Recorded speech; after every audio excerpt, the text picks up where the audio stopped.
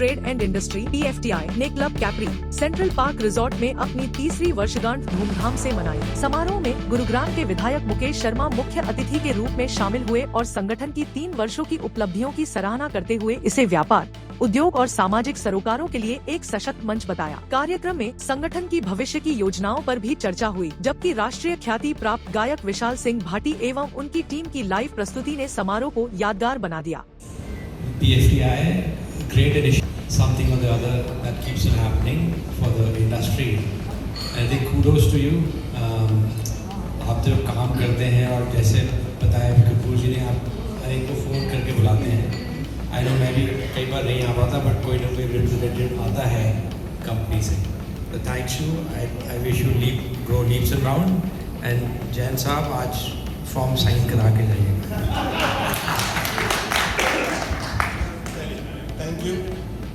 Normally in चीज़ों को repeat कर दूंगा, बहुत सारी चीज़ें हैं और आपका अटेंशन चाहूँगा इसके लिए। PFTI 3 years of purpose, partnership and progress. Today marks the 3rd anniversary of Progressive Federation of Trade and Industry. I think it deserves a round of applause. The story of PFTI did not begin in a large conference hall through a grand announcement. It began with a simple, meaningful discussion in office of Shri Deepak Maini ji. A few experienced people came together, discussed important need for credible platform, for industry and trade, and where they can openly share their concerns, where enterprises could receive the right guidance, and where collective voice of members can reach the right authorities. An initial discussion was later followed. कि मैं कुछ शब्द आप लोगों के सामने के साथ, लेकिन जब मैं आया और जो आप लोगों के कार्यक्रम देखे उससे प्रभावित हुए बिना मैं नहीं रह पाया। और मैं यही रिक्वेस्ट करूँगा कि इसको एक्सपेंड करने के लिए थोड़ा सा और आप अग्रसर हों, थोड़ा और लोगों को अप्रोच करें, क्योंकि मैं इसलिए ये बात कह रहा हूँ कि आज तक इन्होंने कभी मुझे अप्रोच नहीं किया कि आप ये मेंबर बन जाओ। I am sorry, I am little blunt, but it's the fact. तो बहुत सुंदर, बहुत अच्छे ढंग से कार्यक्रम कर रहे हैं। मैं उम्मीद करता हूँ कि हम लोग भी आप लोगों के साथ जुड़ें और कुछ और इसमें सहयोग कर पाएँ आप लोगों का। और ऑफ कोर्स 36 मंथ्स कंप्लीट होने पे आप सबको ढेर सारी शुभकामनाएं। मैनी जी नज़र नहीं आ रहे, सारी शुभकामनाएं हम सब की तरफ से। सर हम चाहते तो थे आप मेंबर बनिए, लेकिन हम ये चाह रहे थे कि आप हमें कहें कि मुझे मेंबर बनाए।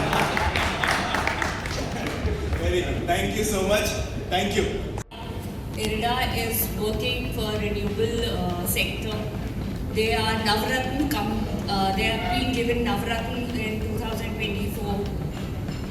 They are working for renewable industry. They are giving loans to solar, wind, hybrid projects. Now they have also started giving loans to BESS, which is battery containers, which is placed in solar with solar. So here I have come to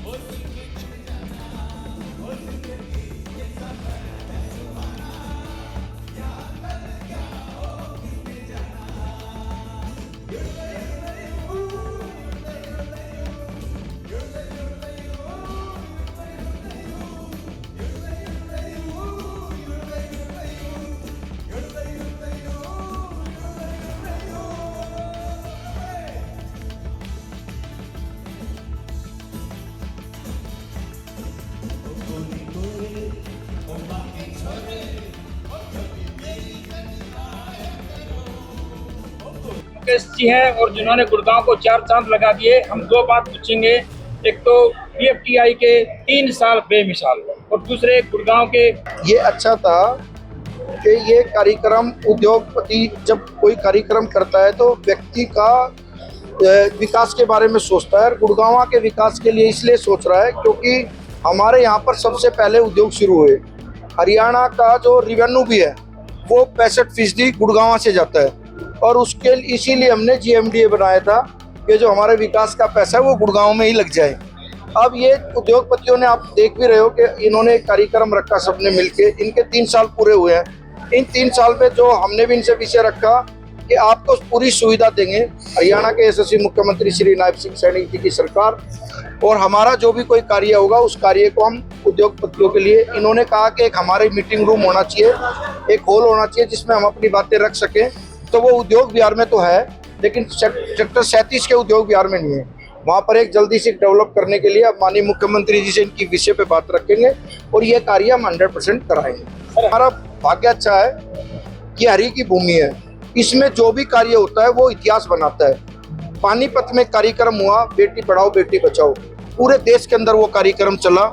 ये दूसरा कार्यक्रम था जिसमें देश के यशस्वी प्रधानमंत्री जी आए और हाइड्रोजन ट्रेन चला के गए हैं। ये ट्रेन भारत में पहली ट्रेन चली है और ये जो लोग बोलते थे साइंटिस्ट करते क्या है, सरकारें करती क्या है, वो मोदी जी ने साबित करके दिखाया कि हम पानी से भी ट्रेन चला सकते हैं। इतना बड़ा गिफ्ट मैं दे के तो जा रहा हूँ, बोल के तो जा रहा हूँ कि इन्होंने एक अच्छा अपने मीटिंग रूम चाहिए, एक ऐसा जो बार बार ये उसे बैठ सके, उसमें अपना विषय रख सके।